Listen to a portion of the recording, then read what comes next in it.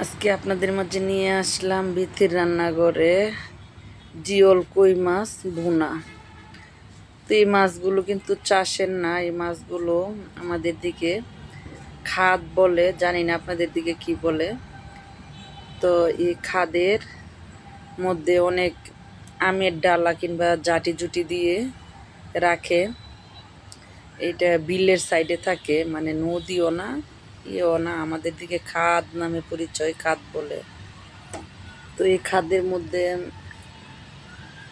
সবাই মিলে পানিগুলো সিঁচে তারপর মাছগুলো ধরছে। তো আমাদেরও শেয়ার ছিল, তো সেখান থেকে আনা এই কই মাছই বেশি পাওয়া গেছে, আর অন্য হালকা মাছও ছিল, ওগুলো আলাদা করে নেওয়া হয়েছে।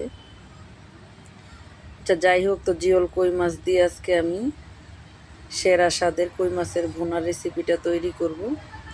ছোট ছোট টিপস সহকারে আপনারা চাইলে দেখে নিতে পারেন। তো আমি এখান থেকে কিন্তু প্রায় 10-15টা কই মাছ কেটে নিয়েছি। কিছু বোনা করব আর কিছু অংশ আমি অন্য তরকারি দিয়ে রান্না করব। আজকে কই মাছ দিয়ে 2 আইটেমের রান্না হবে। তো আমি ভুনার জন্য কিন্তু একটা চাকুর সাহায্যে একটু একটু করে কেটে নিতেছি। এটার অর্থ হলো এটার ভিতরে মশলা ঢুকবে, খেতে ভালো লাগবে। আর আস্ত যদি বোনা করি, এরকম ফালি ফালি না করি, ভিতরে কিন্তু মশলা ঢোকে না, মাছটা খেতে ভালো লাগে না। তো এক এক করে আমি সবগুলো মাছই কিন্তু এই সিস্টেম করে নেব। আসসালামু আলাইকুম, সবাই কেমন আছেন দেশ ও দেশের বাহিরে, যে যেখান থেকে আমার ভিডিওটা দেখছেন সবাইকে জানাই বিথির রান্নাঘরে স্বাগতম। তো বিথির রান্নাঘরে আজকে নিয়ে আসা হলো খাদের জিওল কই মাছ ভুনা। তো আমি অফ ক্যামেরায় মাছগুলো কেটে কুটে ধুয়ে নিয়েছি। আর এখানে নিয়েছি একটা টমেটো, কিছু ধনিয়া পাতা নিয়েছি, 5 থেকে 6টা কাঁচামরিচ। মাছ বোনা হবে, সেটাতে ধনিয়া পাতা কাঁচামরিচ টমেটো থাকবে না, এটা তো হতে পারে না, কারণ মাছ বোনার স্বাদই কিন্তু এগুলো। 3টা থেকে একটা যদি কম দেওয়া হয় তাহলে কিন্তু মাছ বোনা খেতে একদমই ভালো লাগবে না। আপনারা কিভাবে করেন জানি না, কিন্তু আমাদের কিন্তু এই জিনিসগুলো লাগে। তো অফ ক্যামেরায় কেটে নিয়েছি টমেটো কুচি, পেঁয়াজ কুচি, সামান্য আদা রসুন, আর নিয়েছি ধনিয়া পাতা কাঁচামরিচ। তো এখানে আমি মাছগুলো একটু ফালি ফালি করে নিয়েছি। আর এখন এগুলোতে নুন হলুদ মাখিয়ে দেব। তো আচ্ছা করে সামান্য লবণ দিয়ে উপর থেকে হলুদ ছিটিয়ে দিলাম। আর এখন এগুলো ভালো করে ম্যারিনেট করে নেব। দিয়ে দিলাম সামান্য মরিচের গুঁড়ো, এটা চাইলে আপনারা স্কিপ করতে পারেন। আমি জাস্ট যেহেতু ভিডিও করবো সেজন্য একটু কালারের জন্য দিয়ে দিলাম।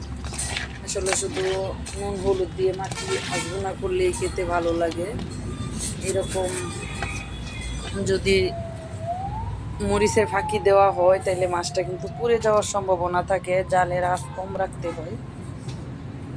তো আমি খুব সুন্দর করে মাখিয়ে নিয়ে নিলাম। আর এখন একটা পানির মধ্যে দিয়ে দিলাম 1/2 চা চামচ লবণ, দিয়ে দিলাম 1/2 চা চামচ মরিচের গুঁড়ো, 1/2 চা চামচ থেকে কম হলুদের গুঁড়ো, তার থেকেও কিছু কম সামান্য ধনিয়ার গুঁড়ো। এখন ভালো করে আমি এটা মশলাটা পানির সাথে মিক্স করে নিতেছি। আর এটা আমি 30 মিনিট এভাবে রেখে দিব। এভাবে মাছ ভুনা করলে বাটা মশলার কিছুটা ঘ্রাণ আসতে পারে আর খেতে ভীষণ ভালো লাগে। তো কড়াইতে তেল দিয়ে সামান্য লবণ দিয়ে চিনি দিয়ে নেড়ে ছেড়ে দিলাম, এতে করে মাছটা লেগে যাওয়ার কোনো সম্ভাবনা থাকবে না।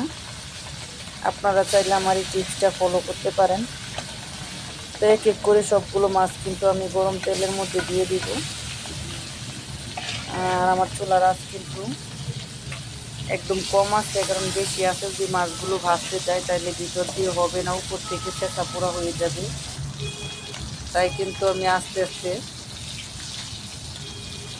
মাছটা ভেজে নিতেছি। চুলার আঁচ কিন্তু মিটি মিটি আছে। তো এখন উল্টে পাল্টে এটাকে আমি 4 মিনিটের মতো ভেজে নিয়েছি। তো এখন মাছগুলো নামিয়ে নেব, অফ ক্যামেরায় নামিয়ে নিলাম। এখন এই তেলের মধ্যে আমি দিয়ে দিব পেঁয়াজ কুচি, পেঁয়াজটা ভালো করে নেড়েচেড়ে একটু ভাজা হয়ে গেলে দিয়ে দিব পানির মধ্যে গুলে রাখা মশলা বাটাটা। তো আমার কাছে মনে হচ্ছে মাছ বোনায় তেলটা একটু কম হয়েছে। এই পর্যায়ে এসে কিন্তু আমি আরেকটু তেল অ্যাড করে দিলাম। আর এখন আমি একটু ভালো করে নেড়ে চেড়ে তেলের সাথে পেঁয়াজটা মিশিয়ে দিলাম। আর দেখেন আমার পেঁয়াজটা কিন্তু হালকা লাল কালার হয়ে গেছে, বাদামি কালার। এই পর্যায়ে এসে সামান্য আদা রসুনের বাটাটা দিয়ে দিলাম। এখন একটু নেড়ে চেড়ে নেব। তো এইভাবে মাছ বোনা করলে গরম ভাতের সাথে কিন্তু একদমই জমে যায়। তো তেলের মধ্যে হালকা টমেটোটা দিতে নেব, ভালো একটা ফ্লেভার আসবে। আদা রসুনটা পুড়ে যাওয়ার কোনো চান্স থাকবে না। তো আমি কিন্তু প্রায় 2 মিনিটের মতো পেঁয়াজগুলো ভেজে নিয়েছি। এই পর্যায়ে এসে আমার বেড ড্রো করা মশলাটা আমি ঢেলে দিলাম। এখন আমি এগুলো ভালো করে কষিয়ে নিব যতক্ষণ পর্যন্ত মশলার গা থেকে তেল না ছেড়ে দিয়েছে। তো আমি ভালো করে 2-3 মিনিটের মতো কষিয়ে এখন মাছগুলো দিয়ে দিলাম। এই পর্যায়ে সামান্য নাড়াচাড়া করে উল্টে পাল্টে এই গা ভিজায় একটু ঝোল দিয়ে দিব। তো হালকা একটু ঝোল দিয়ে আমি কিন্তু ঢেকে দিয়েছিলাম। আর এখন ঢাকনাটা খুলে আমি উল্টে পাল্টে নেড়ে দিতেছি। ভিডিও দেখতে দেখতে যারা এই পর্যায়ে চলে আসছেন, এখনও যারা একটা লাইক দেন নাই, ছোট্ট একটা লাইকের অনুরোধ রইল। অবশ্যই লাইকটা দিয়ে ভিডিওটা দেখা শুরু করবেন। আপনাদের কাছে বিনীত অনুরোধ, ভিডিওটা ফুল ওয়াচ করার চেষ্টা করবেন। এই পর্যায়ে এসে একটু নেড়ে চেড়ে আমি ধনিয়া পাতা কাঁচামরিচ দিয়ে আবারও একটু ঢাকা দিয়ে দিলাম। আর মাশাআল্লাহ অসম্ভব মজাদার মাছ ভুনাটা দিয়ে খেয়ে আপনাদের দেখাইতেছি। খুবই সুস্বাদু হয়েছে, অনেক লোভনীয় একটা খাবার। এরকম গামাখা ঝোল দিয়ে কিন্তু ভাত মেখে কাঁচামরিচ ডলা দিয়ে হালকা লবণ নিয়ে যখন মুখে দিবেন, খেতে কিন্তু ভালোই লাগে, খারাপ লাগে না। আর যেহেতু কই মাছ, এটার গ্রানই অন্যরকম। তবে কই মাছ চাষ করা যেগুলো, এগুলো আমি খেতে পারি না। এরকম যদি খাল বিলের থাকে কিংবা খাদের থাকে তাহলে আমার কাছে অনেক ভালো লাগে। আপনাদের দিকে খাদকে কি বলে অবশ্যই জানাবেন। আমাদের দিকে এটাকে খাদ বলে। তো ভিডিওর কিন্তু প্রায় শেষ পর্যায়ে বিদায় নেওয়ার পালা। তো এই পর্যায়ে এসে সবাই ভালো থাকবেন, সুস্থ থাকবেন, বিথির রান্নাঘরের পাশে থাকবেন। দেখা হবে আবার নতুন কোনো ভিডিওতে। তো আজকের মতো কিন্তু বিদায় নিব। অসম্ভব মজা ছিল যে আমি লুকমাটা মুখে দিয়েছি, খেতে কিন্তু খুবই সুস্বাদু ছিল। শুকর আলহামদুলিল্লাহ, অনেক লোভনীয় একটা খাবার ছিল। তো আজকের মতো বিদায় নিলাম। আল্লাহ হাফেজ। আসসালামু আলাইকুম ওয়া রাহমাতুল্লাহি ওয়া বারাকাতুহু।